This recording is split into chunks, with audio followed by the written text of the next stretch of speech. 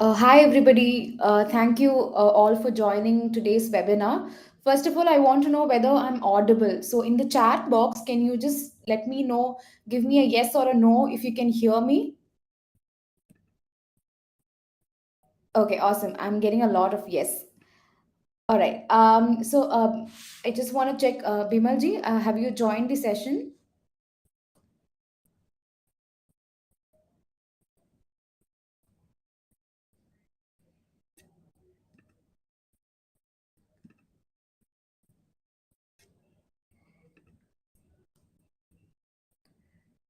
Bimalji, are you in the session?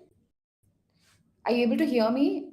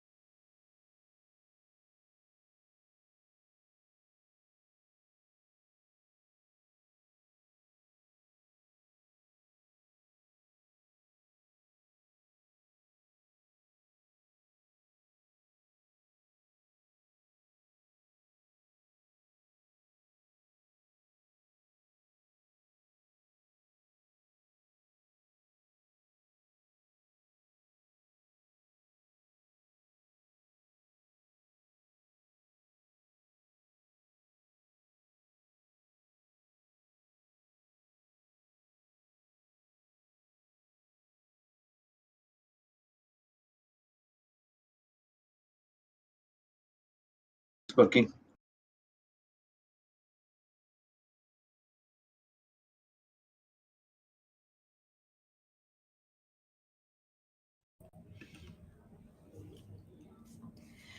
Okay, so we have Bimalji here. Before I give you introduction and I welcome you to the webinar, I want to know if we can hear Bimalji as well. Bimalji, could you please turn on your video and audio so that we can check the audio and video connectivity now? Yeah, Hasini, good afternoon. Good afternoon to all of you. It Yes, is Bimalji. Okay. going fine. Yeah, so we in the chat, yeah, chat, we can see. Can you all hear Bimalji? Can you give us? Yes, okay, awesome. All right. So thank you, Bimalji. So first of all, thank you everybody for joining this webinar today. And we are really, really happy to have you on board out of your busy schedule. It's also a weekday. You've taken the time out to join the webinar for us. And we are very happy to have you on board. And today's topic is going to be on how to determine the place of supply in GST. And as you all would already know, we have CA Bimal Jain with us to walk you through the complete webinar and also to give you more insights on it. I am pretty sure most of you might be knowing him, but I would like to give a brief intro of Bimalji for you. Probably you would want to know more about him, or for people who have joined just recently. This is their first webinar. Then for them, I would just like to give you a brief intro. So Bimal Jain is a member of Institute of Chartered Accountants of India since May 1994 and member of Institute of Company Secretaries of India since December 2006, along with a bachelor's degree in law. Also, he is a qualified SAP, financial accounting and control consultant, and has more than 21 years of experience in indirect taxation and specializes in all aspects of GST, service tax, VAT, CST, central excise, customs, FTP, SEZ, EOU, and export import laws. He has working experience of more than 18 years in renowned companies like LG Electronics, Honda Motorcycle, Hindustan Development Corporation, Khaitan and Company, and presently he is the executive director of A to Z Tax Corp LLP, a boutique indirect tax firm. He also has hands-on experience in providing opinion and advisory services, carrying out diagnostic review of business operations, process review, structuring of business model, undertaking litigation services at all appropriate forum, including CESTAT and a representation before the TRU, CBEC, DGFT, etc. And in addition to that, CA Bimal Jain has also received a lot of awards and recognitions. He has been the keynote speaker at Guinness World Record made by ICSI in largest taxation lesson on GST, attended by 4,500 plus participants, breaking earlier record of Japan. Business Leader Award from Amity School, Noida. Business Speaker Award from NIRC ICAI, ICWAI. Young Achievers Award at Igniting Minds 2015. Best Participant Award in MSOP, 117th batch by ICSI. And over to you, Bimalji, to take the session forward. And before that, let's use the chat option only to interact with Bimalji. So throughout the session, he's going to keep you all active and interact with you. For all the interactions, please use the chat box. And if you have any particular question that you want us to pick up at the end of the webinar, which you would like Bimalji to answer, then such questions can be posted in the question section. Let's avoid posting it in the chat because we get a lot of chats and we kind of miss out on a lot of questions as well. So let's stick to this this platform, and where we are having chat for connectivity issues and for interacting with Bimalji. And if you want questions, you can post it in the questions tab. Over to you, Bimalji. Thank you, Hasini, for a nice introduction and starting off today's webinar with Joho Books. Thanking each of the participants who are taking out time and joining today.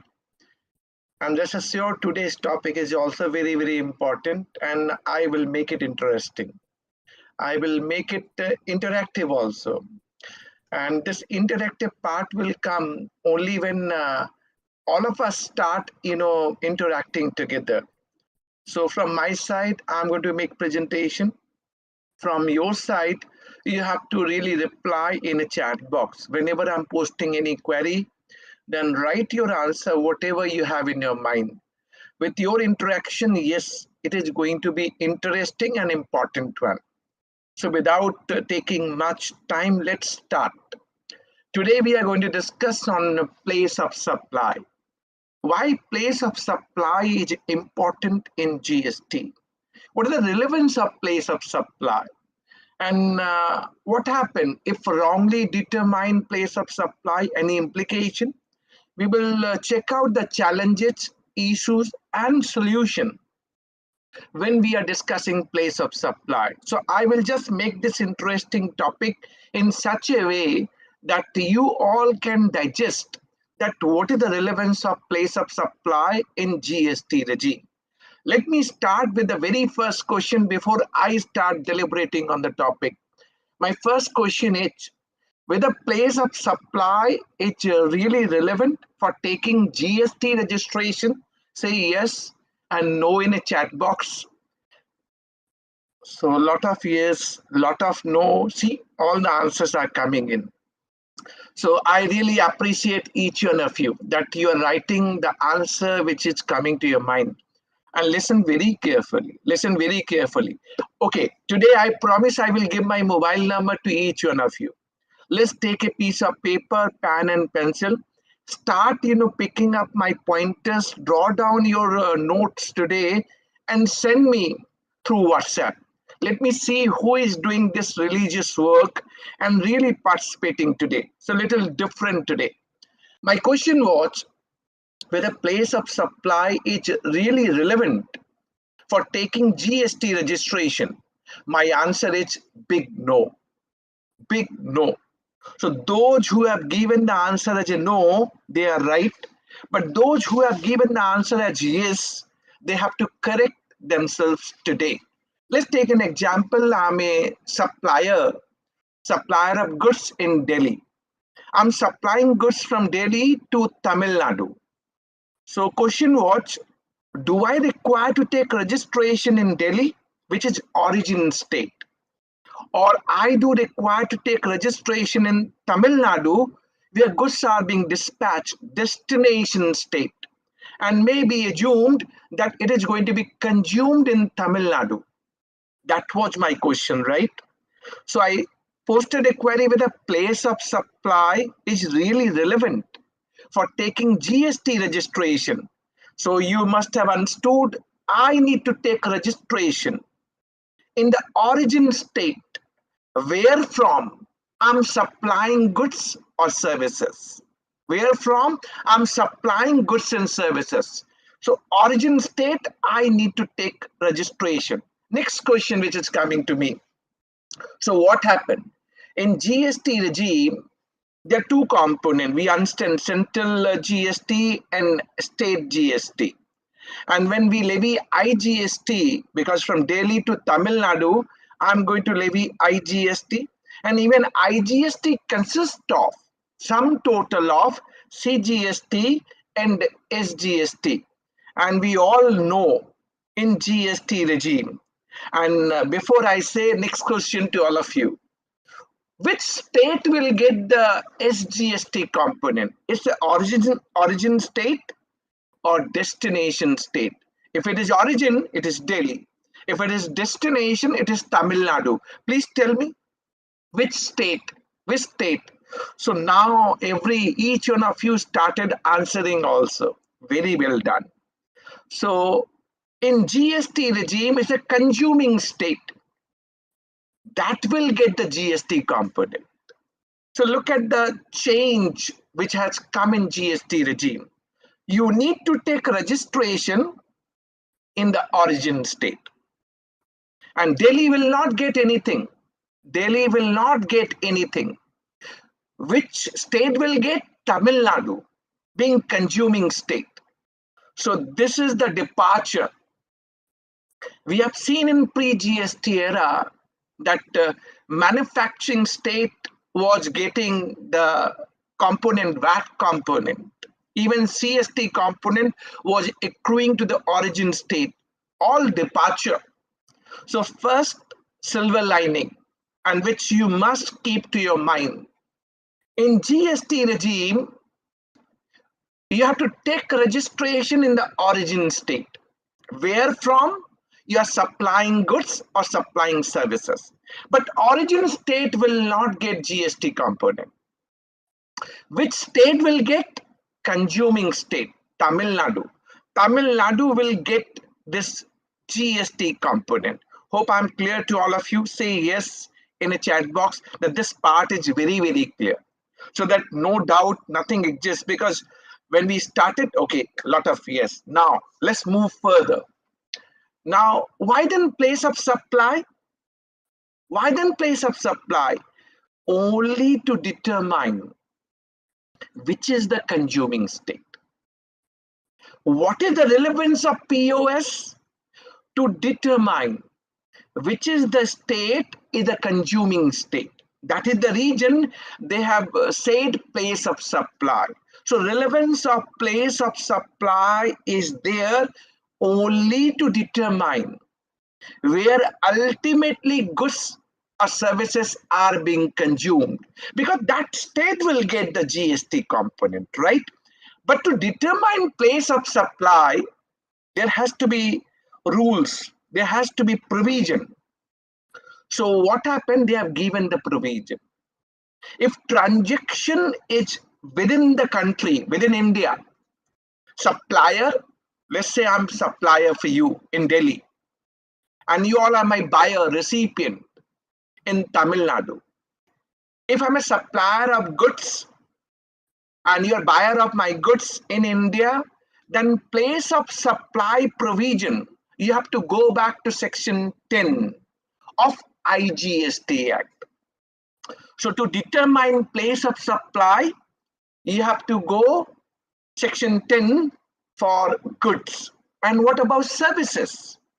If we have to determine place of supply, when supplier and recipient of services is within India, and you have to identify the consuming state. Which section is going to be applicable? Section 12 of IGST Act. IGST Act. Now I'm giving one silver lining to you. Silver lining.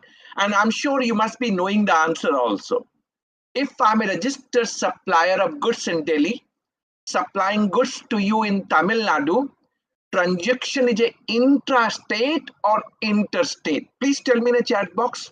Transaction is a intrastate or interstate? Please tell me. I'm looking for the answer. So answer is interstate. IGST leviable. You all are right. You all are right. So I'm giving you another silver lining principle, and you have to keep to your mind. You have to register in your mind. Sometimes I get a question from my participants, sir, how to keep everything in a mind. There are certain, certain pointers which I'm telling you, you have to just register to your mind, and you should not ask any query on that. When you really prepare yourself, keep those fundamental to your mind. Maybe after some time you will get convinced why this provision existing. So for intrastate supply, what is important? Location of supplier and place of supply. To determine intra and inter, two factors we have to look into. Two factors. Location of supplier and place of supply if it is within same state. Within same state, transaction would be intrastate. What is applicable? CGST and SGST.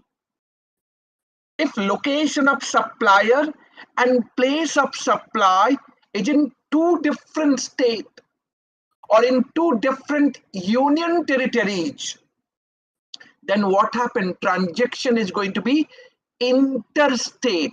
Interstate. Am I clear to all of you? So to determine place of supply when it is intrastate, you have to check the provision of section 8 of IGST Act. To determine transaction is interstate supply, you have to go back to section 7 of IGST Act. So whenever we talk about import of goods or services, import of goods or services, by default, it is considered as interstate supply. By default, it is considered as interstate supply, though exports are zero-rated supply. So import of goods. Let's take an example. Next question to all of you. I said import of goods or import of services. By default, it is interstate supply. So when you are importing goods, you will pay basic custom duty, right? So if GST to be levied, by default, IGST going to be levied because it is interstate supply. Am I clear to all? Say yes in a chat box. Say yes in a chat box that this part is clear. This part is clear. Perfect. So everyone is aligned with me now. So again, quick recap.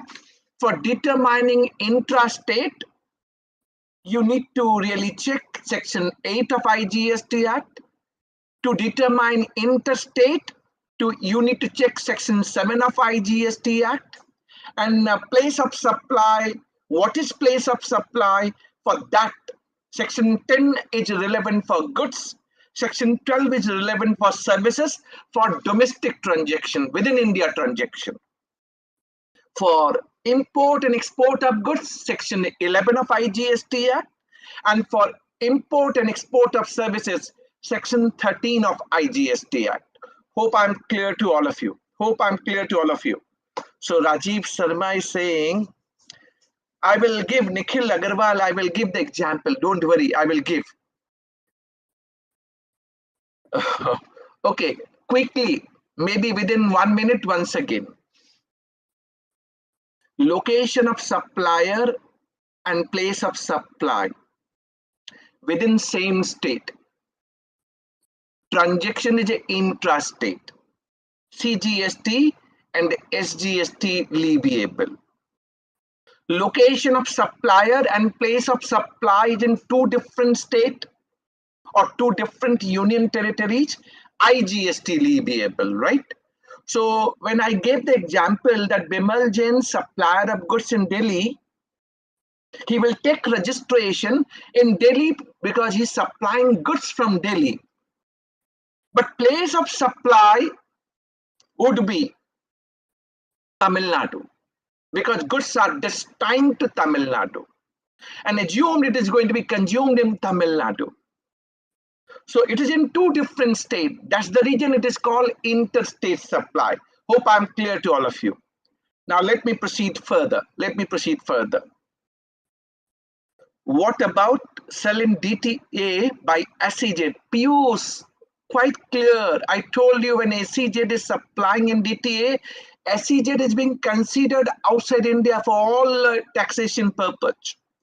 And that would be import of goods, if it is goods, or import of services. Piyush, hope I'm clear. Let's move further now. My transaction was IGST leviable. Delhi to Tamil Nadu. Delhi to Tamil Nadu. But let's say supplier has made the mistake. Supplier has wrongly shown as a CGST and Delhi SGST. Sometimes we make mistake. For number of region we make mistake. And I will discuss this transaction little later. Okay, just pause here. This question I will touch in subsequent example. So I've discussed this part with you. Now let's go with the place of supply for goods. In place of supply for goods, Section 10 of IGST Act is important to determine place of supply. Am I right? Let's say I'm registered supplier and you all are my registered buyer recipient in Tamil Nadu. Clear? It is B2B transaction, registered supplier to registered recipient. And I'm giving you two examples. Transaction is FOR destination. FOR destination means you are purchasing goods from supplier in Delhi and you wanted your supplier to deliver the goods to your premises in Tamil Nadu. FOR destination. Please tell me, this transaction would be intra or inter? Please tell me in a chat box, intra or inter? Inter. Simple. Everyone is writing correct answer. I agree with all of you. Everyone is writing. Location of supplier Delhi and place of supply is Tamil Nadu. Am I clear? Now I'm giving you googly. Googly means now the challenge start. This transaction was ex-works. Ex-works means you as a buyer, registered buyer, coming from Tamil Nadu to Delhi. And you are purchasing goods from registered supplier's factory in Delhi. So I'm handing over the goods to you at my factory gate at Delhi. So I'm handing over the goods to all of you, to my buyer of Tamil Nadu, at my factory gate at Delhi. Now please tell me, transaction is a intrastate or interstate? Keeping in mind location of supplier, which is Delhi. Now we need to determine place of supply, right? So I'm handing over the goods to all of you at my factory gate at Delhi. Transaction is intrastate or interstate? Please tell me once again. So a lot of you are answering, and there's a mixed answer in a chat box. You can see the chat box. It is live. A lot of you are saying it is intrastate, CGST, and daily SGST leviable. And what is the confusion in their mind? Confusion in their mind is, since supplier has handed over the goods to the buyer at factory gate at Delhi, so place of supply is Delhi. That's the reason their perception is this transaction is an intrastate supply. Let me tell you, this transaction is interstate supply. IGST should have been levied. IGST should have been levied. And why IGST leviable? There are three region. Region number 1, section 10, subsection 1, clause A of IGST Act, which says where supply involves movement of goods. Yes, supply is involving movement of goods, either by supplier, which was FOR destination cell. In that case, supplier was arranging transportation from Delhi to Chennai to Tamil Nadu. So supply involves movement of goods. Or by recipient. So when you are coming Delhi, purchasing goods from me at Delhi, and then these goods are being taken at Delhi, and then transportation is being arranged by the buyer of Tamil Nadu from Delhi to Tamil Nadu. So supply involves movement of goods by recipient or by any other person. That is what section 10 subsection 1 clause A says. Where supply involves movement of goods either by supplier, which can be FOR destination transaction, or by recipient, which is ex-works transaction, or by any other person. Place of supply would be where delivery terminates. So delivery is going to terminate at Chennai, Tamil Nadu. So even though recipient, buyer of Tamil Nadu, picking the goods at factory gate, but he would be arranging transportation from Delhi to Tamil Nadu. And delivery terminates in Tamil Nadu. Transaction is IGST leviable. And second argument, if let's say supplier charge CGST and Delhi SGST, let's assume those who have given the answer is an intrastate supply. So supplier is charging CGST and Delhi SGST. Will this credit going to be reflected in your GSTR 2A or 2B of your Tamil Nadu registration? Please tell me. Your Tamil Nadu registration, will you see the CGST and Delhi SGST? No. It is going to be reflected only when it is IGST. That is the theme. Second argument. Third argument. So someone is saying it is reflecting but ineligible. For the region, place of supply mentioned as a Delhi, they will not give you the credit. Somebody said, yes, reflecting, but it is ineligible because place of supply is not Tamil Nadu. And you're having Tamil Nadu registration. So this credit is not available to you. Third argument. Even though you're picking the goods from Delhi, my factory gate, eBay bill need to be generated. Who will generate the eBay bill? Who causes the movement of goods? In ex-works transaction, who is causing movement of goods? Please tell me. In ex-works transaction, buyer is causing movement of goods, right? So you will generate, buyer will generate the eBay bill, right? Because value is more than 50,000 rupees. When you're generating eBay bill, you will say Delhi to Tamil Nadu, then quite obvious it is an interstate supply. So CGST and Delhi SGST can't be levied. And fourth argument, one nation, one tax, one market.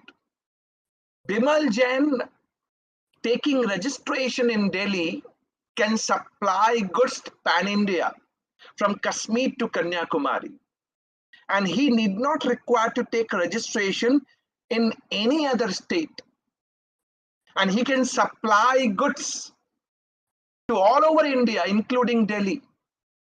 And credit would be available to the buyer, to the recipient. And that is the real meaning of one nation, one tax, one market. So hope I'm clear to my this analysis. Please tell me in a chat box that you all got clarified. Say yes in a chat box. You got clarified. Say yes. Okay. Now somebody is asking if buyer is in Delhi. So let's say instead of Tamil Nadu, if buyer is in Delhi, then transaction would be intra or inter, because this Bharat Modi is now saying that if buyer use goods in Delhi, I will tell you, Bharat, listen very carefully. First, go as per me. If listen now carefully. Listen carefully now. Second component, then I will come back. Second component. There may be a case that for you, for Tamil Nadu buyer, ultimately he has some customer in Delhi. Let's assume. So Bimal Jain registered in Delhi. He is raising invoice to Tamil Nadu tea buyer, but ultimately this tea has to sell the goods to customer in Delhi. Let's assume. So there are three party involved. Bill to SIP 2. Bill to SIP 2. Now this transaction, Bimal can send the goods to Tamil Nadu, or buyer can take goods from Delhi to Tamil Nadu. Then from Tamil Nadu to Delhi he can supply, right? Possible. Or other way around, it can be bill to SIP 2. I'm raising bill to my Tamil Nadu customer, charging goods are not going to Tamil Nadu, but goods are remain within the state of Delhi and ultimately delivered to the customer of Tamil Nadu buyer. So what would be the transaction now? 10(1)(b) of IGST Act going to be important. 10(1)(b) of IGST Act going to be important. And listen very carefully, very carefully. In such transaction, for Tamil Nadu buyer, there are two invoices going to be raised. And listen very carefully because this is very important. Bimal supplier in Delhi going to raise the invoice to Tamil Nadu buyer, one transaction. And second transaction, Tamil Nadu buyer going to raise the invoice to ultimate customer in Delhi. And goods are not going out of the state of Delhi. It remain within the state of Delhi. You instructed me, Tamil Nadu buyer instructed me, Bimalji, instead of sending to Tamil Nadu, kindly send to this customer at some other place within the state of Delhi, right? So what would be the place of supply? So first transaction, Bimal Jain to Tamil Nadu buyer. Location of supplier Bimal Jain, and place of supply as per 10(1)(b) of IGST Act would be Tamil Nadu buyer's place of business. Tamil Nadu buyer's place of business. This is Tamil Nadu. I will levy IGST, and of which you will get the credit. In your Tamil Nadu registration. And when you are raising invoice from Tamil Nadu to ultimate customer in Delhi, so location of supplier Tamil Nadu, and then place of supply where ultimately goods are being delivered, which is Delhi. So transaction be again interstate, second transaction from Tamil Nadu to ultimate customer Delhi. IGST going to be levied. And look at the beauty of this transaction. I told you consuming state will get the SGST component, right? I told you, right? How it is happening? When I'm charging the IGST from Delhi supplier to Tamil Nadu customer, it is going to Delhi Tamil Nadu customer in their registration. They are availing credit. But ultimately, these goods are remaining within the state of Delhi for ultimate consumption by the customer in Delhi. So again, you are charging IGST back. So IGST credit taken by you, Tamil Nadu buyer, utilized for the IGST liability.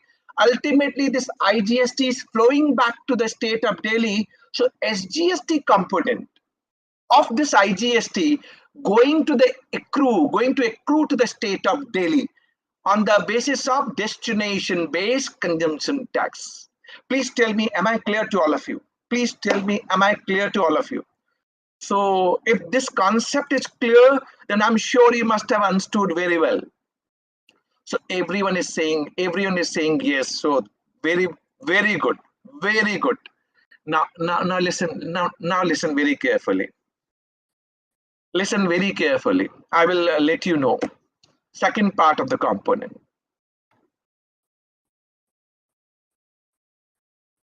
Listen very carefully. I'm not discussing service at the moment, Mr. Santi Venkatraman. Kindly allow me to go as per the example which I'm giving it to you. Okay. Now listen very carefully. This was for transaction B2B.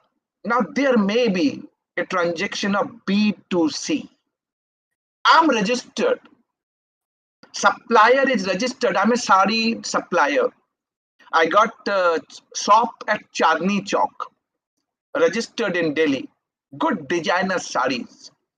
And you all are my buyer, but not registered. Coming from all the way from Tamil Nadu to Delhi at my sari shop and purchasing good designer saris. Let's say you purchase 4 designer saris or 5 designer saris worth 10 lakh rupees. Worth 10 lakh rupees. Transaction is B2C, registered supplier, but my customer is not registered. My customer is not registered. B2C. You're coming all the way from Tamil Nadu. Please tell me transaction would be intrastate or interstate. Tell me intrastate or interstate. So a lot of example in a chat box. So you all can verify. I'm not saying anything. Our audience is mixed. A lot of you are saying intrastate.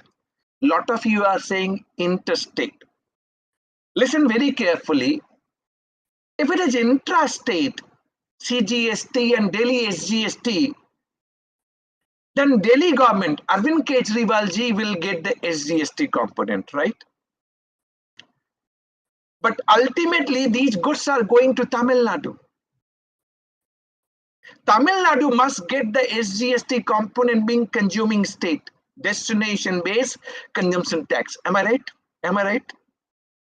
But if I'm leaving CGST and Delhi SGST and place of supply mentioned as Delhi, then Tamil Nadu will not get anything. Will not get anything. So whether any provision in the GST law to capture such counter sell or B2C transaction, let me tell you today, it's an eye-opener for all of you today. I can tell you, eye-opener. B2C transaction, counter sell. There is rule 46 rule E of CGST rules 2017. It clearly saying, Bimal, whenever taxable value is more than 50,000, taxable value is more than 50,000, you need to capture as a supplier, you need to capture name and address of the recipient, delivery address, state name and code. So there's a responsibility as per rule 46 sub rule E on supplier Whenever he's raising invoice for B2C, he will capture name and address of the recipient, address for delivery, and state name and his code. So if I'm capturing your name and address of Tamil Nadu, your delivery address of Tamil Nadu, because you will say you will carry these items to Tamil Nadu, and mentioning a state name Tamil Nadu, state code as Tamil Nadu, which is obligation on me, supplier, to make a mention of it, Then transaction is interstate. IGST leviable. So they have principally agreed that less than 50,000, no problem. Whether you treat intra or inter will not make any difference, But wherever taxable value is more than 50,000, it is responsibility on supplier to capture these information. First part, interstate. Second part, if taxable value is more than 50,000 because you purchase 5 sarees, 10 lakh rupees, new sarees, it's a B2C transaction. As per provision, eBay will need to be generated. So eBay bill, who will generate eBay bill? Here supplier going to raise the eBay bill. And he will make a mention daily to Tamil Nadu so that you will not get any problem during this taking these sarees either along with you or through a transportation mode. You will mention daily to Tamil Nadu for eBay bill. Interstate, because more than 50,000. So IGST going to be levied. But pan-India, what is practice going on? Pan-India practice is going on. Counter sell is blindly being considered as an intrastate. CGST and state SGST, state Delhi SGST, blindly. But let me tell you, the state has principally agreed that for less than 50,000, there will not be any problem. But for more than 50,000, we have to follow this principle. We have to really follow this principle, which is as per Rule 46 sub Rule E. And just imagine a situation. If some department fellow catch hold of this transaction, which is charge CGST and Delhi SGST, invoice is of 10 lakh rupees, and he's carrying to the Tamil Nadu. So what is the implication? You have to listen very carefully. So I'm sure. First, you tell me, have you understood what I said for counter sell and B2C? First, you tell me this part, that you understood it. You say yes, at least, that you understood it. Whether followed or not followed, the secondary part. But this is what the provision adjourned did. So my lot of friends are now saying, yes, we are understanding what you said. So very well done. Okay. All right. If it is less than Harshit Jain is saying if it is less than 50,000, no problem, dear.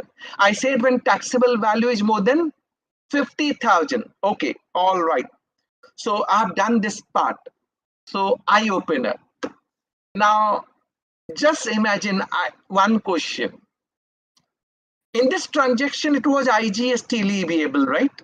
In this transaction, IGST leviable. But let's say wrongly I've charged CGST and Delhi SGST. I've charged CGST and Delhi SGST and paid to the government exchequer also. But transaction is IGST leviable. Will there be any implication? Answer H, yes, there would be implication. If any audit comes up, there's no question of Jatin, there's no question of ITC in B2C transaction. There would be implication. And in such cases, what happened? Department going to ask supplier, no, you pay IGST. And supplier will say, sir, I have paid CGST and Delhi SGST. Then there is a provision. First, note down the provision. Section 77 of CGST Act, read with Section 19 of IGST Act. It clearly says when you wrongly determine place of supply, you should have charged IGST, but you charge CGST and daily SGST, then department can demand payment of IGST. And what happened for that CGST and daily SGST, which you have deposited? You can go for refund. So there are two questions now in front of you. And I'm going to tell you the good circular number 162, dated 25th of September 2021. Listen very carefully. Now, when government audit comes up, department comes to know, and they want you to deposit IGST. So let's say transaction was done sometime, let's say 30th August 2019. Assume that I did this transaction on 30th August 2019, wrongly charged CGST and daily SGST. Now on 30th August 2022, this department was catch hold. This transaction was catch hold by the department after 3 years. So they will ask for deposit of IGST. So there are 3 years period gap. Will there be any interest on this payment of IGST? Say yes and no in a chat box. Will there be any interest on this payment of IGST? No interest. No interest. Very good. Now for claiming refund, I will pay IGST. Let's assume I will pay IGST. But I will go for refund of CGST and daily SGST, which I deposited, right? And which I deposited in August 2019. Will there be 2 years limitation as per section 54 refund under GST regime? Will there be limitation of 2 years? Say yes and no. Will there be limitation of 2 years? So lot of yes, lot of no limit, and answer H. It is 2 years from the date of payment of IGST.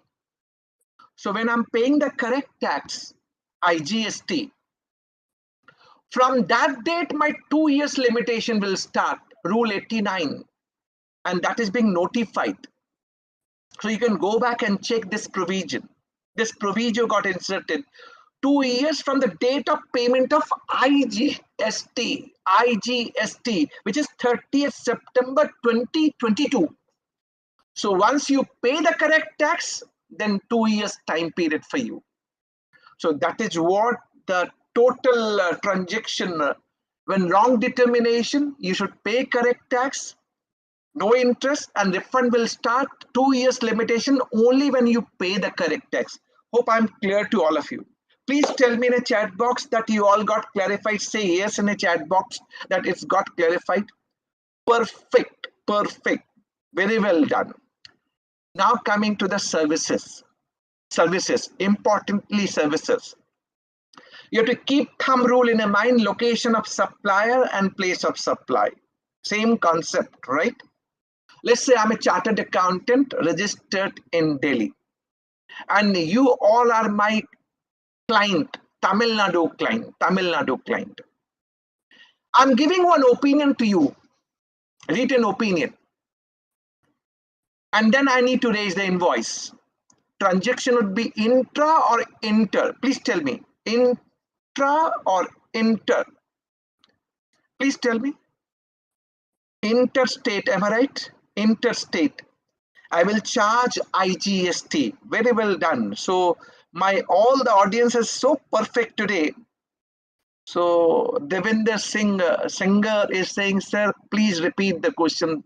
Time is a pause. Listen very carefully. I'm a chartered accountant registered in Delhi. I'm giving legal opinion to a client registered in Tamil Nadu. Going to raise the invoice. I ask whether this transaction would be intra or inter. It is IGST, interstate. And same concept, location of supplier, Delhi, place of supply, location of recipient. Where from you will come to know place of supply? Section 12. Section 12 has specified the transaction. They have said default rule, when some specific rule is not applicable, then default rule applicable, and as per default rule, place of supply is location of recipient. Location of recipient. That's the reason this transaction was interstate. And even though it is B2C transaction, let's say you're not registered in Tamil Nadu. You're not registered in Tamil Nadu. You're coming and taking opinion. I'm giving you the opinion. So please tell me, transaction would be intra or inter? Please tell me again. So again, I'm asking you, interstate. If address of recipient exists in my books of accounts, if address of recipient exists in my books of account, then location of recipient. If address of recipient is not available, then place of supply would be location of supplier. Then transaction would be intrastate. So I hope I'm clear. So everyone is now very much clear about it. Okay, perfect. So there's some Bankat Saket. Does registration, he's still asking the same question which I responded. Does registration have anything to relate with the POS provision? Might be Saket, you joined late. I said registration has got nothing to do with the POS provision. I said very clearly with my example in the beginning. So I'm clear to all of you. But now let me complicate. As a Tamil Nadu client, now you're coming to my Delhi office. Listen very carefully.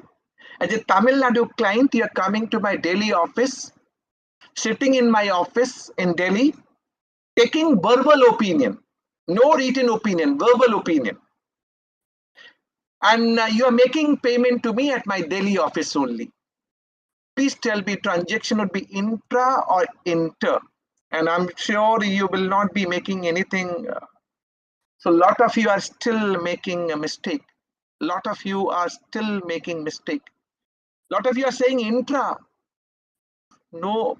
Don't fail me. Don't fail me. My only submission, don't fail me. I told you that in case of B2B supply, place of supply will always be location of recipient, irrespective of fact you're coming to my Delhi office or I'm sending opinion to the Tamil Nadu place. It will always be interstate, IGST. So why you are getting confused? Please tell me in a chat box. Now it is clear. Say yes. Those who made the mistake, say yes. At least come back and say yes, you got it clarified. Okay, all right. Very well done. Now, so Harinder is saying, please repeat your question. Please understand, please try to understand. I said if you are unregistered or registered, we have to look at default rule, and default rule says POS for services is location of recipient for B2B. For B2C, if address is available with the supplier of service, then location of recipient, again interstate. If address is not available in case of B2C, then only location of supplier. That is what I said in my discussion. Let's move further. Now, one good example where complication is going pan-India. Renting of immovable property. Pan-India problem is going on, right? And here I want your attention, and you would be listening very carefully. Let's say, and in this example, listen very, very carefully. I'm a landlord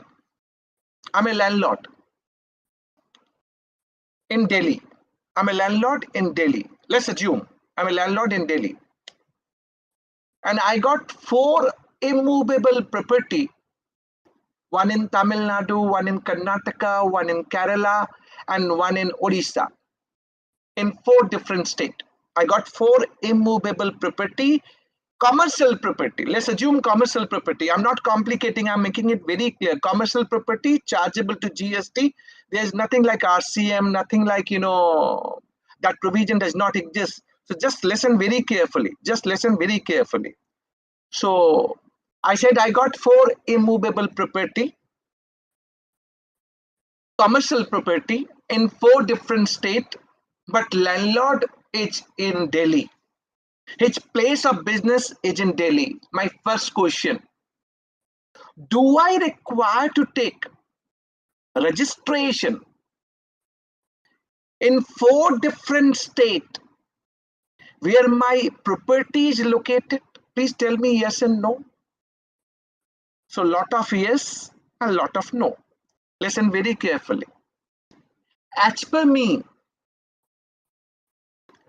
I need not require to take separate registration where my immovable property is located. When I'm not taking registration in that respective state where immovable property is located, at most, if any input services taken pertaining to such immovable property, credit will not be available. So I need not require to take registration, but any ITC pertaining to input services related to those property in respective state, I may not get credit. So first, this is the answer which I gave to you. So am I clear? First say in a chat box that this part is very clear, sir. No need of registration, but there would be ITC loss. There would be ITC loss. Please say yes in a chat box so that I get clarity. Okay. So maximum of you are saying yes. So I agree you understood it. Where from I say this proposition? Where from I say this proposition? I said this proposition from location of supplier of service as per section 2, subsection 15 of IGST Act. And what is the location of supplier of service? Principal place of business where I have taken the registration, or fixed establishment. Fixed establishment is characterized by sufficient degree of permanence of human and technical resources, or establishment most directly concerned, which is immovable property, or usual place of residence. In that sequential order, that is called location of supplier of service. And that's the reason I said I need not require to take separate registration. If I need to take 4 separate registration, then my compliances will go up. I can take my own business call. I will not take 4 separate registration in 4 different states. I can continue to register in Delhi and provide the services. So let's take this discussion further. If I'm letting out these property, let's say Tamil Nadu property to Tamil Nadu customer, and he's also registered. So please tell me, property is located in Tamil Nadu, let out to a Tamil Nadu tenant, registered in Tamil Nadu. It's a commercial property which I'm referring to. Commercial property, don't confuse with the residential one. Commercial property. It's a forward charge method. Transaction would be intra or inter. Please tell me, intra or inter? Interstate, because POS, location of immovable property. Interstate, IGST. Okay. So Indrajit, you are the only person made the mistake. Indrajit, it is not correct. Please, interstate, location of supplier. Now he's saying sorry. Indrajit, nahi chalega. You people are known to me, and if you make mistake, I will notice that one. So it is highly advisable that you should capture my voice and give the answer correctly. Some of the guys are known to me because they're so frequent, so familiar, always in my webinar. So I really love them also. So if they make mistake, then sorry. Okay. Satya is also saying me, not an issue. So interstate, all right. Now listen, problem. Recently from 18 July 2022, there's a change for renting of immovable property, right? And now I'm going to do interplay. Interplay means I will take a three component for our discussion. I will discuss registration, which I discussed just a while ago. I will discuss place of supply, and I will discuss ITC, input tax credit also. Listen very carefully. And here I require your attention, dedicated attention. From 18 July 2022, the change that renting of residential property to registered person is under reverse charge, even though used as a residence. So what is exempted?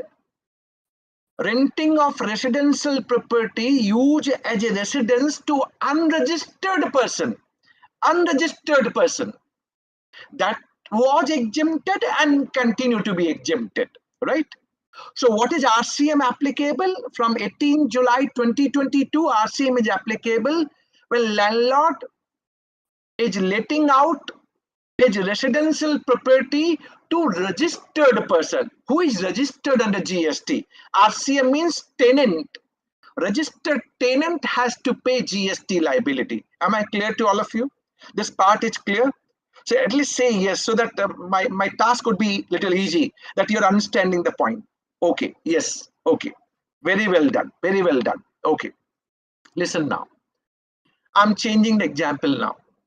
Landlord is in Delhi, and let's say property is also located in Delhi. It's a residential property located in Delhi. I'm letting out to you to company registered in Tamil Nadu. And they have taken this property for staying of the employee concerned in Delhi.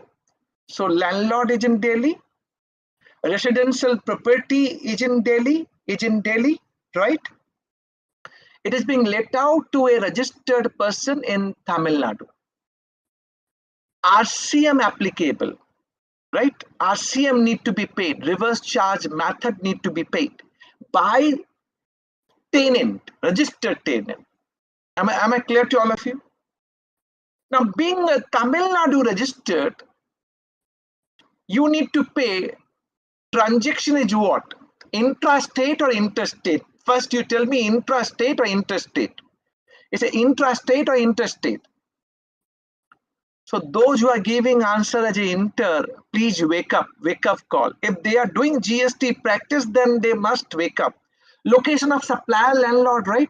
I need not require to be registered because RCM liability. And place of supply, location of immovable property, which is Delhi.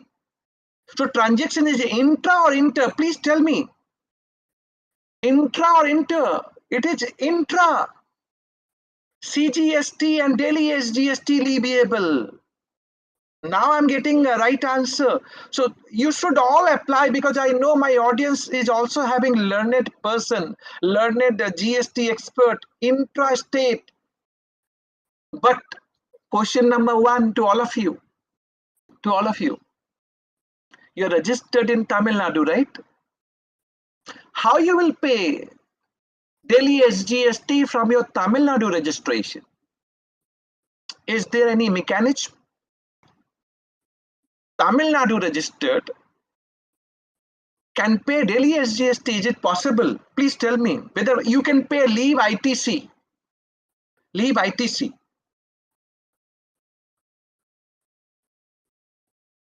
You can't pay. You can't pay.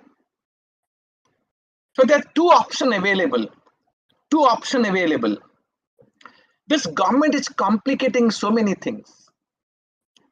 Two options available. Option number one, you come and take registration in Delhi Just because you have taken this residential property, take registration in Delhi, and then you pay this liability, CGST and Delhi SGST. Am I right? So after taking this credit, if you take registration in Delhi, you will get the credit, no problem, because you are using in the course of furtherance of business, because this is being used for the staying of your employee concern, which is your business expenditure, debit side PL account, you will get the credit in Delhi registration. But what you will do with this ITC, there is no business in Delhi registration then. You can't do anything. So you need to move this credit from Delhi to Tamil Nadu. Take another registration, ISD, Input Service Distributor. Take ISD registration, then transfer this credit from Delhi to Tamil Nadu, right? So look at this option. It's really looking easy of business. No way. It is not. And having ISD registration only, maybe another question. Instead of regular registration, can I take ISD registration and pay RCM liability? I'm asking all of you. Instead of regular registration, can I take ISD registration and pay RCM liability? No, I can't. I can't. There's no mechanism available. So what government is intending, Bimal, take registration in Delhi, regular, and then move to ISD and then transfer this credit to Tamil Nadu. Just think what is the ease of business. I have made one video which is available on my YouTube channel. You may go to my YouTube channel and watch this video. I give an option two. Option two. What option I gave? Listen very carefully. What option I gave?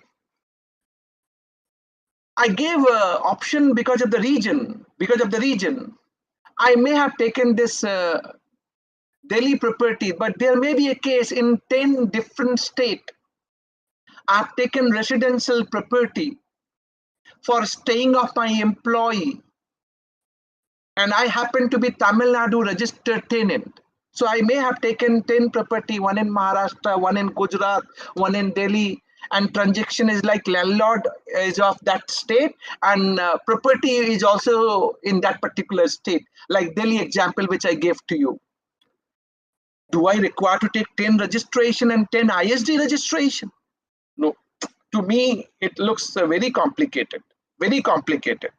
Now, option two, which I suggested, that is there in my video, and I really requested official GST official and CBIC policy wing to look into the matter.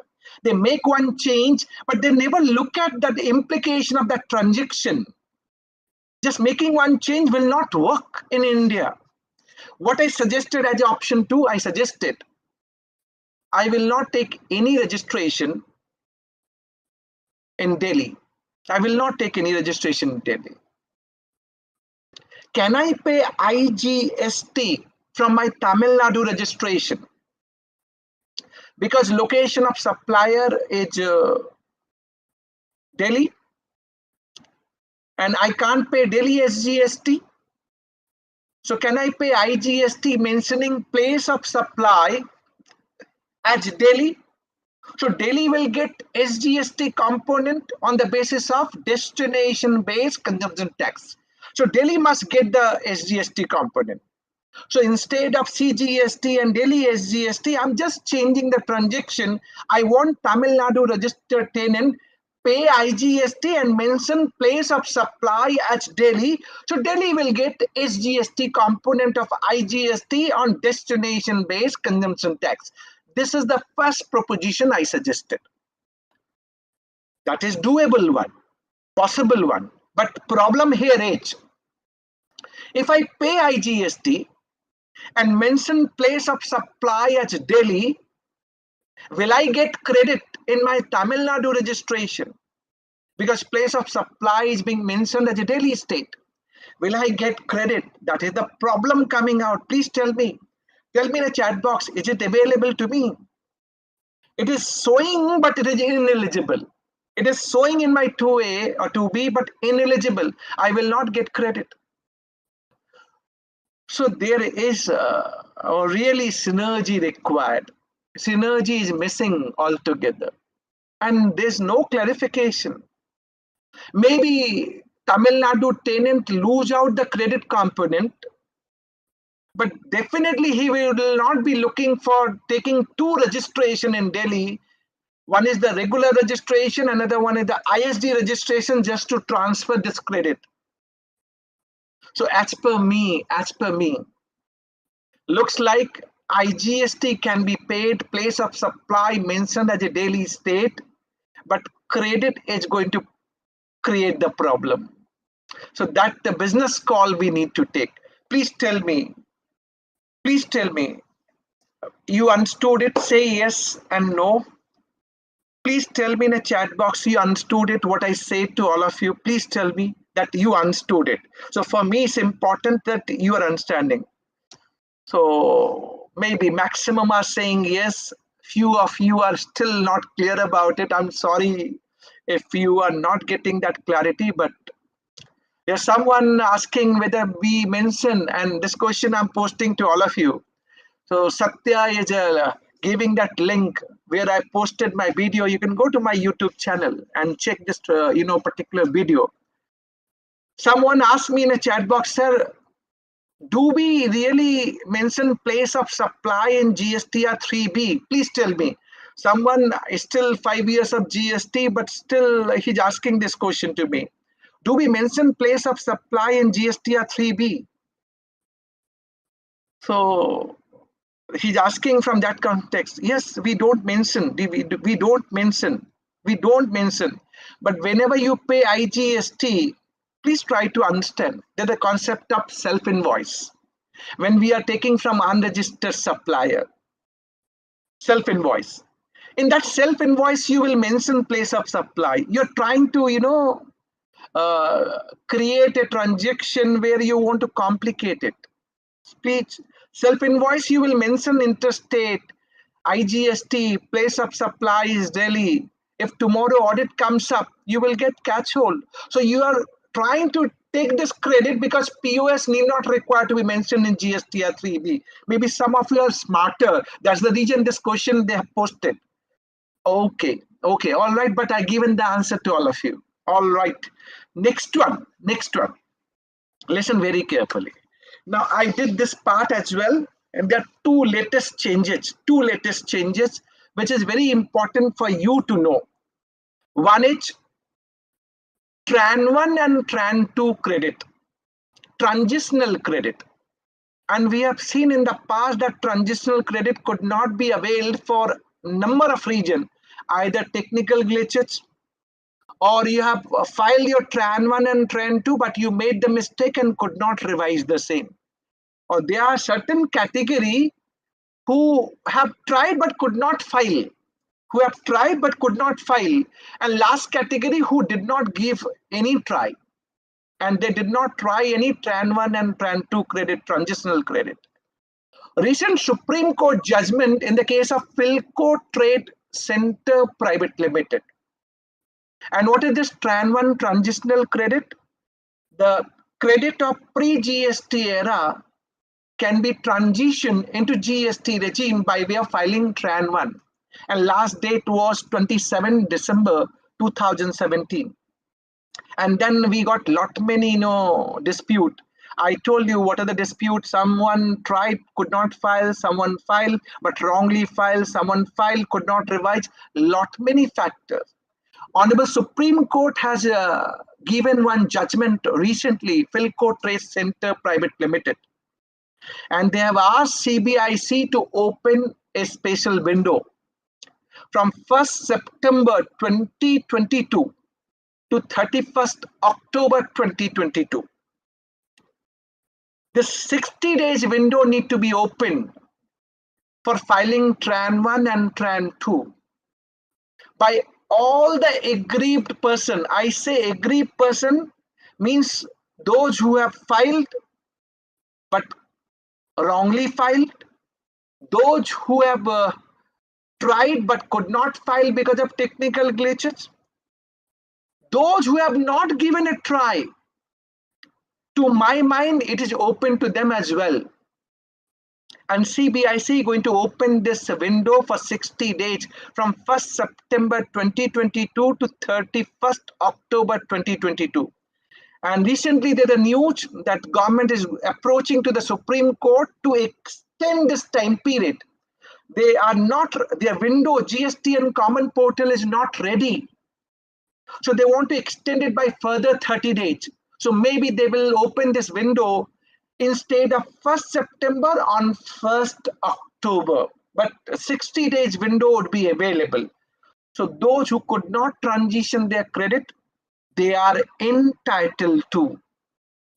Even though we know Delhi High Court judgment, brand equity on limitation for 3 years, time gone. We have seen Punjab and Haryana High Court judgment, Edford Technologies Limited, wherein it was held that transition credit is my vested credit, vested right in terms of Article 300 capital A. But this Supreme Court judgment is now giving window open to all for transition of credit. So you can get yourself prepared. If that credit is not transition, get yourself ready with all the documentation and take this credit by filing Tran 1. And this window going to be opened, you will get that news. And second latest change is e-invoicing provision. You know that e-invoicing provision is now made applicable for all registered person whose aggregate turnover is more than 10 crore with effect from 1st October 2022. Little background to all of you. E-invoicing provision started from October 2020 with 500 crore rupees limit, reduced to 100 crore from 1st January 2021, reduced to 50 crore from 1st April 2021, reduced to 20 crore from 1st April 2022. Now it is reduced to 10 crore from 1st October 2022. And what is the criteria? They are saying if your aggregate turnover means pan-India, you may have 4 GST registration under same PAN number. Sum total of all the turnover under one PAN number, sum total of taxable supply, exempted supply, zero rated export, need to sum total of 4 registration under one PAN number. If aggregate turnover of registered person in any preceding financial year, starting from 17-18, is more than 10 crore, then he has to compulsorily generate e-invoice from 1st October 2022. Now, I would like to take some test. First test. Let's assume my turnover, aggregate turnover was less than 10 crore in 17-18, 18-19, 19-20, 20-21. My turnover was less than 10 crore. Just in current financial year, 22-23, from April to August, my turnover is 12 crore. 12 crore. Do I require to generate e-invoice from 1st October? Say yes and no. Not applicable. It need to be in any of the preceding financial year, starting from 17-18. Second question, whether this e-invoicing provision for services also? Yes, we understand for goods. Whether it is for services also, say yes and no in a chat box. For services also. For services also. Whether it is for, okay, some more test. For B2C supply, is it applicable for B2C supply? Please tell me yes and no. Not applicable. It is for B2B taxable supplies. Debit note, credit note pertaining to B2B taxable supplies and export. Am I clear to all of you? So for B2C, it is not applicable. And who all are the entities excluded? Government, department and PSU, SEZ unit but not developer, financial institution, insurance company, NBFC, GTA, passenger transportation services, and multiplexes cinema admission are excluded, even though their aggregate turnover is exceeding the limit. So they are excluded. And what all transactions are being kept out of this e-invoicing provision? B2C, exempted supply where you are raising bill of supply, or when you're taking advance for supply of services. So receipt voucher not applicable, refund voucher not applicable, payment voucher for RCM not applicable, self-invoice for RCM not applicable, ISD invoice not applicable. What is this e-invoicing?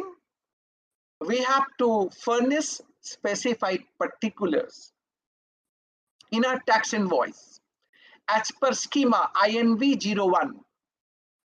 So my invoice must furnish specified particulars as per e-schema INV01.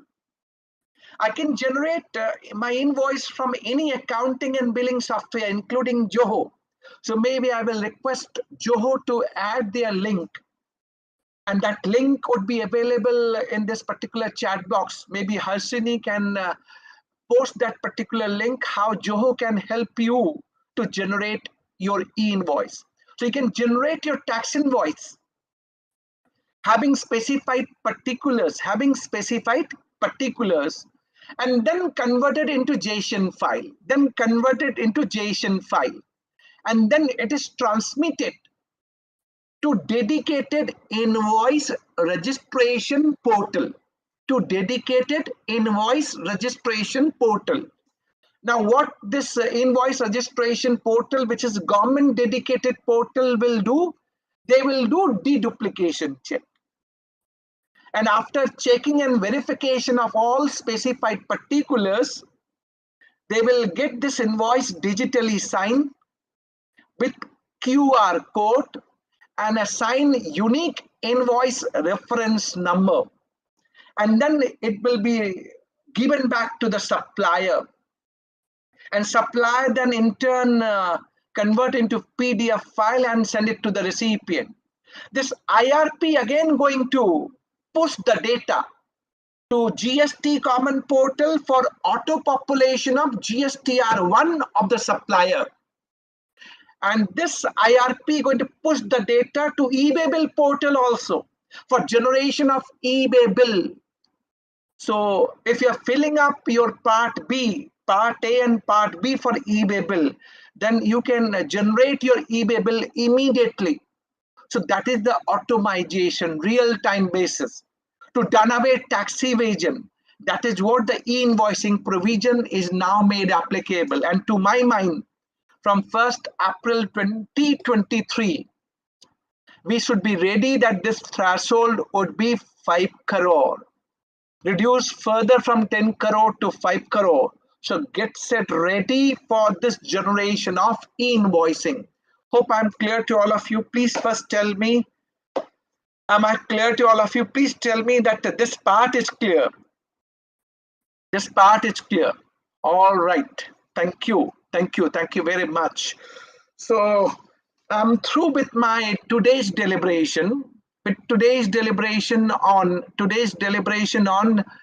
POS, importance of POS. Though we started, we always, within 1 hour, we try to give a lot of insight, lot of input. First of all, I want to ask one thing to all the participants. POS is a very detailed topic. It requires, for goods, requires session of 3 hours, 4 hours, 5 hours, even for services. I've not touched import and export of goods or services. Today, I did not touch. But there are many things which we can discuss on import and export of goods or services as well. Maybe some of the queries, definitely I will take up in question answer session. But I'm taking this opportunity to let you know that in today's era, lot many dispute and assessment, audit, inspection, search, seizure, and arrest. We are getting lot many things. So on 3rd of September, we are starting one live GST course, which you can attend. All the details are available on my Twitter account, my LinkedIn account, which you can go and check it out. But definitely, Joho has taken this initiative to get me on board with all of you. And we all are trying to really learn from each other. And learning means I really walk the talk. We are trying to help each other in terms of making GST good and simple tax. We all are trying. So within the time frame, though it was 1 hour, I exceeded my time limit. I'm sure you have enjoyed today's session.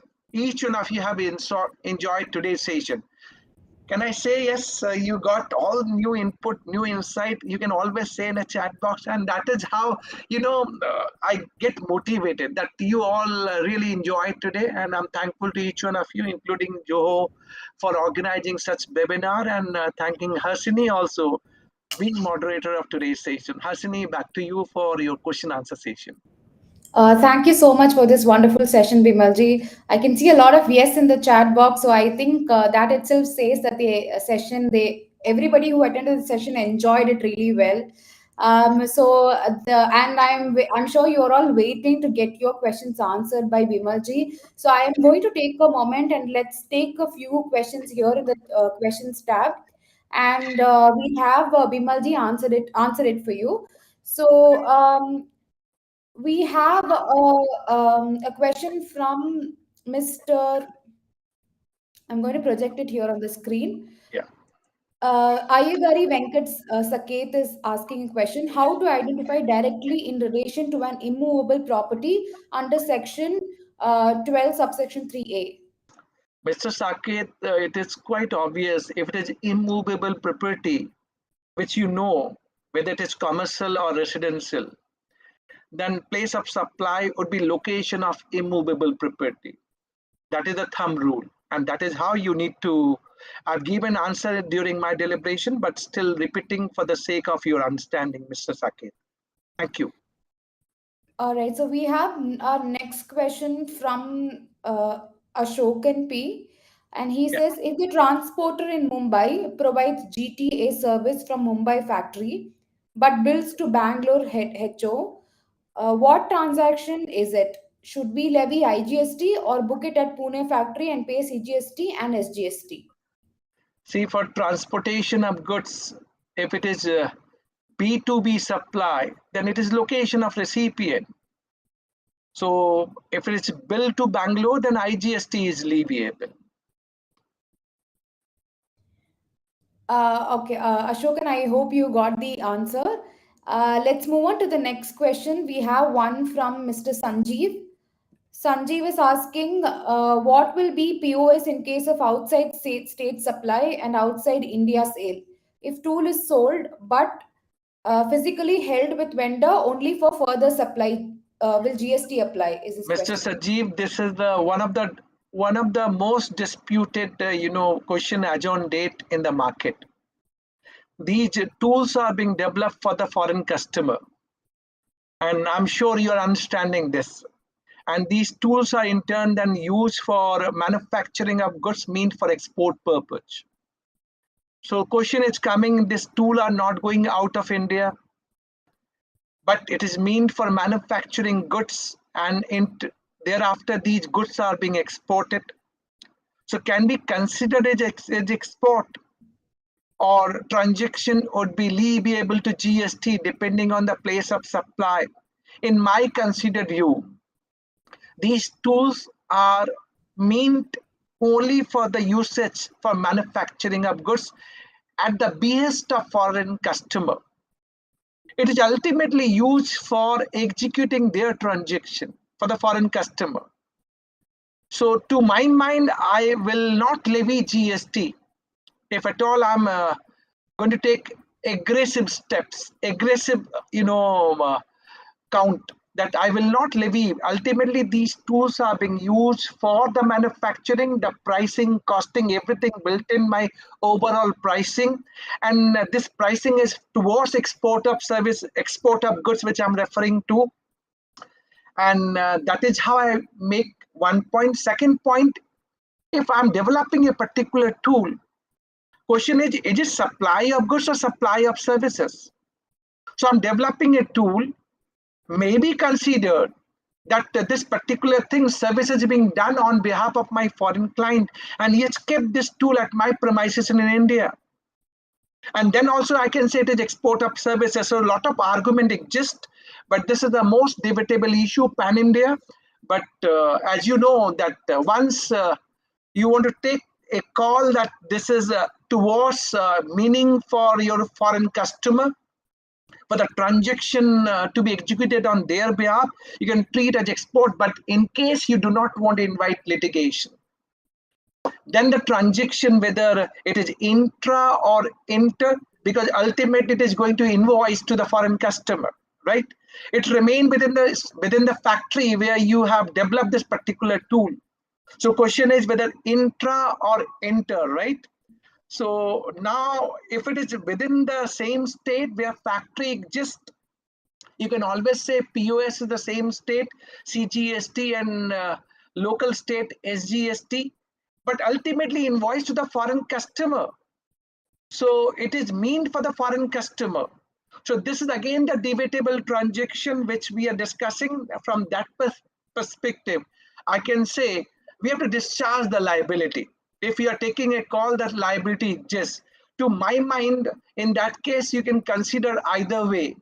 But my view and opinion would be, in my humble submission, though it is debatable, it will be export.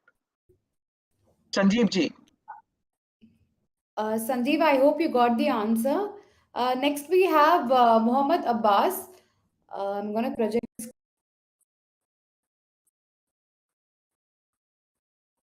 at the type one filing value and shipping bill changes. What value should See, be filed shipping in bill is the GSTR 1? important document for claiming refund on your export.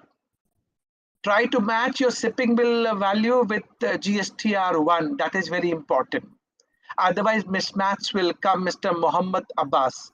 Am I clear? Muhammad Abbas, are you there? Can you say in a chat box that you got it? Okay. All right. So we have one from Mr. Ashok Jha. Ashok is asking, okay, I think he deleted that question. All right. Let's take another question. We have Harinder Kumar. Harinder Kumar is asking, is GST payable on notice pay recovery received from an employee? Second is GST payable on canteen coupon recovery received from employees?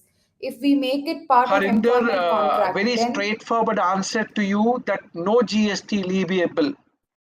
And recently, one circular is being issued. These are being considered in lieu of employment contract, and services by employee to the employer in the course of employment is a Schedule 3 transaction, neither a supply of goods nor supply of services. And that is being clarified by way of circular. So such recovery, to my mind, not chargeable to GST.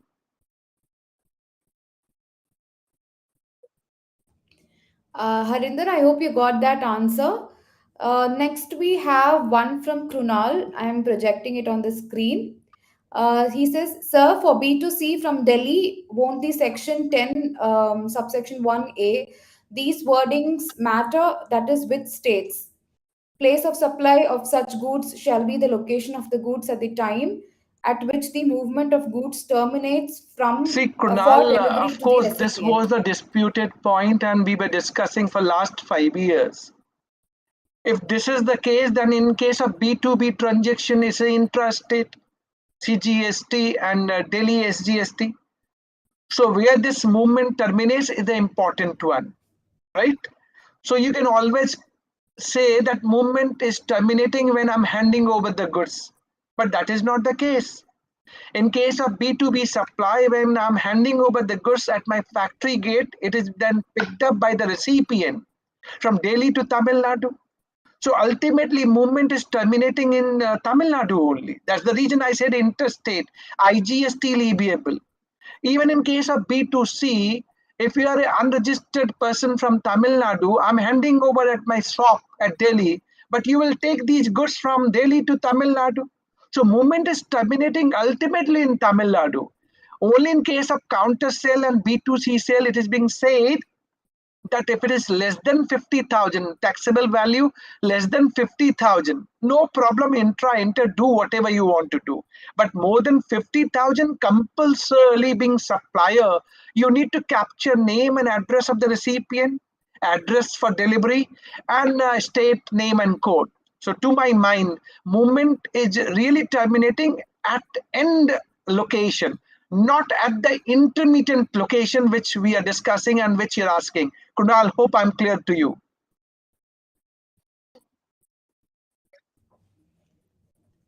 Next is we have one from Ashutosh. He says, Sir, what will be the POS in case where a NRI visits a jewelry shop in Punjab and buys some jewelry and asks them to mention the address of Australia on the invoice, whether it will be When an address is being intrastate or mentioned as interstate? Australia, so what is export of goods? As per the definition, section 2, subsection 5 of IGST Act. Taking out goods from India to a place outside India. That is the definition of export of goods. If address is mentioned as the Australia, then it is export of goods, right? And there's a mechanism now made available. Asutosh, mechanism is now made available that any foreigner purchasing goods locally and then taking it out of India will be considered export, and whatever GST, if levied, going to be refunded back. Going to be refunded back. And this mechanism is now getting opened up. And the provision is now being prescribed very recently. So to my mind, if you're mentioning an Australia as address, but you don't know whether it is taken to Australia or not, being supplier, I will suggest you levy tax and ask him to take refund from the custom authority sitting at the international airport, that these are goods are being taken out of India on similar concept which you have seen in the foreign country. So being supplier, why you will take the risk whether it is really taken to Australia or not? There may be a case you have mentioned that Australia, but he is using these goods within India. So being supplier, you levy the tax, let him take the refund if he's taking the goods out of India to Australia. That would be my answer. Ashutosh, hope I'm clear to you. Okay. We'll take the last question from Mr. Ashok Jha. Services provided to United Nations or specified international organizations is exempt from GST as per notification 12 of CGST. Just want to know if any registration fees paid to UN or See, UNFCCC will when be you exempt pay or certain RCM. fees to a body, and that is, you have said, the United Nations and UNFCCC, transaction is exempted, either forward charge or reverse charge. So when transaction per se is exempted, then it will not make difference for forward charge and reverse charge.